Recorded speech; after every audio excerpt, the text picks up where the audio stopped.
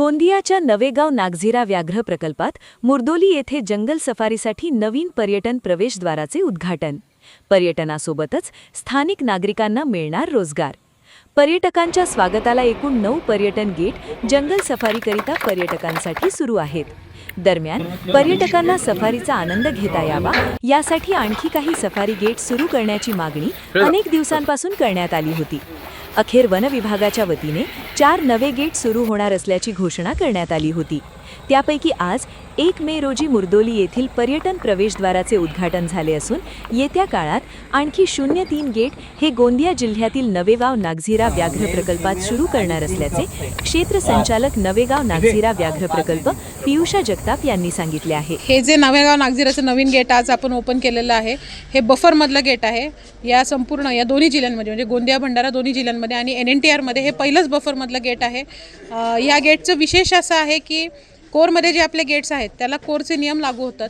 या गेटसाठी आपले नियम थोडेसे वेगळे आहेत। याच्यामध्ये आपण हे गेट वर्षभर चालू शकणार आहे आणि या गेटचं वैशिष्ट्य असं आहे की या गेटचा जो रूट आहे तर त्या रूटमध्ये आपल्याला सगळ्या प्रकारचं जंगल, सगळ्या प्रकारचा जो एरिया आहे, ज्या वेगवेगळे लँडस्केप आहेत ते पाहायला मिळणार आहेत पर्यटकांना।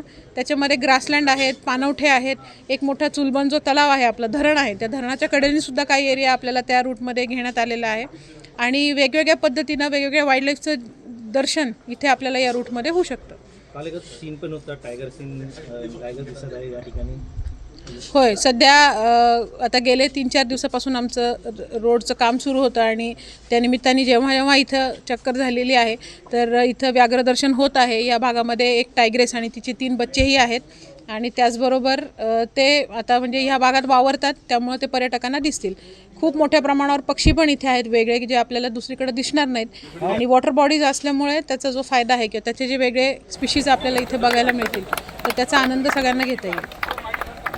न्यू मुर्दोलीमध्ये एक नवीन गेट चालू करण्यात आला आहे। काय पर्यटकाला गोंदिया जिल्ह्यात फायदा मिळणार? बऱ्याच दिवसापासून इथल्या ग्रामस्थांची पण आणि पर्यटकांची पण एक मागणी होती की या बाजूला पण एखादं गेट जर सुरू झालं तर तिथूनही पर्यटकांना चालना मिळू शकते आणि त्या दृष्टीने जो काही प्रयत्न करत होतो त्याचाच आज फळ म्हणून हे गेट आपण इथून सुरू केलेलं आहे।